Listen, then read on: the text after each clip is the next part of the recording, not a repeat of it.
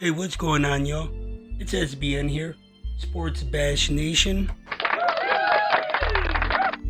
The Bears are entering what I would say is their most important offseason in team history. We have a team that has improved dramatically over the last year.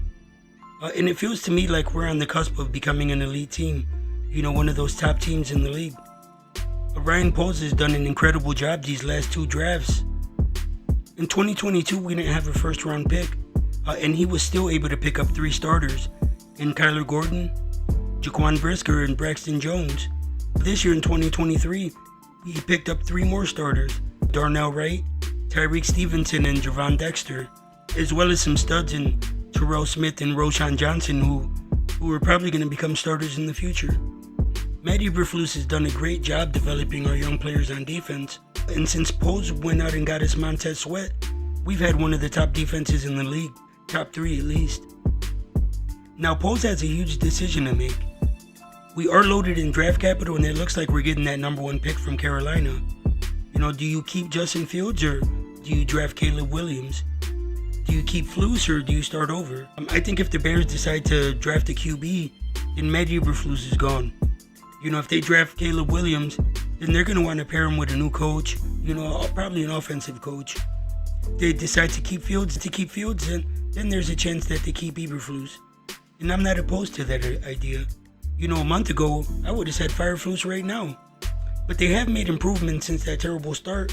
And the way the team has rallied around each other throughout all that bullshit that was going on, you know, it shows that they have love and respect for the coach. So that's a big factor as well in making the decision. I wish we had seen more progression from Justin Fields and the offense than we did this year. But Fields has shown, I don't want to say flashes, because they're more than that, but he looked like he can be him, especially with the right offense. And I'm just not sold on Caleb Williams or Drake May.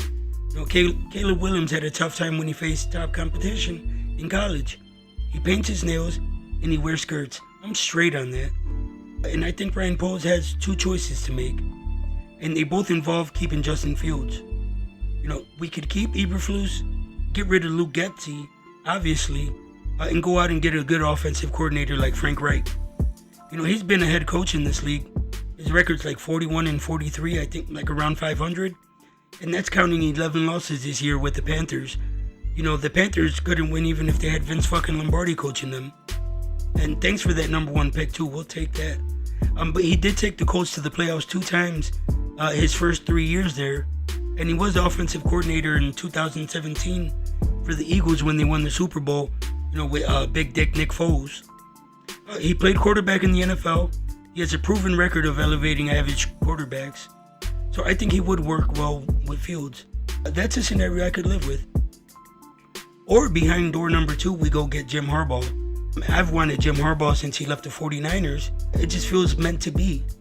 He was a first-round pick by the Bears back in '87. Played there for 7 years. He needs to come home. Been successful everywhere he's been a head coach. It's in his blood. You know, his father, Jack Harbaugh, was a college coach for many years. He was a defensive coordinator at Michigan and Stanford. You know, 2 colleges that Jim Harbaugh ended up coaching himself. He took over at Stanford in 2007. The year before, they were 1-11. By his 4th year, they were 11-1, ranked 4th in the country, and they won their first BCS bowl game in school history, beating Virginia Tech in the Orange Bowl. The next year, he made the jump to the NFL, taking over the 49ers, where Mike Singletary had been the coach. The year before, they were 6-10. And pretty much with the same players, you know, they still had Alex Smith at QB. They went 13-3 and made it to the NFC Championship game. I could see Jim Harbaugh making that same type of turnaround with the Bears. His second year with San Francisco, during the year he switched from Alex Smith to Colin Kaepernick, and they ended up making it to the Super Bowl. They lost a close game, but they made it to the Super Bowl. And in the playoffs, they had that classic game where Colin Kaepernick stomped the Packers, and he rushed for like 181 yards and 263 passing yards. I enjoyed that game. Harbaugh ended up taking the Niners to the NFC Championship in each of his first 3 years there. But after a power struggle with the GM, he ended up taking his talents to Michigan, where unsurprisingly, he's turned them into one of the best teams in the country. Right now, they're undefeated, and they're in the college football playoff. You know, if Michigan wins the national championship, I think he looks to go back to the NFL and chase that Super Bowl. I think he probably leaves Michigan anyway with all the drama he had there this year. And the Bears are the obvious choice.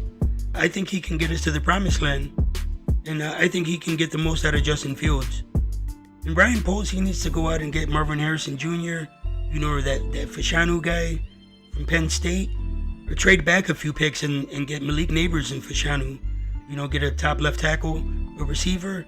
And I think that should be Poles' draft strategy. Whether we keep Flus or we hit the jackpot and get Jim Harbaugh. One thing's for sure, though, the Bears are going to be scary next year no matter what. So what do you guys think? Do we keep Flus or do we get a new coach? And I'll see you on the next video. Peace.